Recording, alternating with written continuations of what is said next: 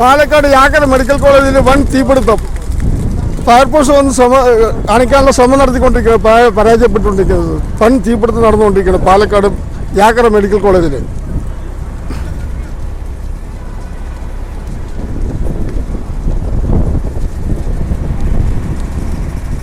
എന്താ വരുന്നു എല്ലാവരും പറയാം.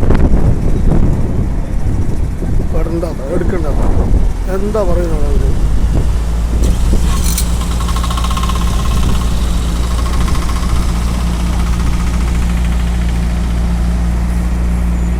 അവൻ്റെ തിരക്ക് കഴിഞ്ഞിട്ട് ഇങ്ങോട്ട് തെറ്റാവേ പറഞ്ഞു കൊടുക്കാം ഞാൻ.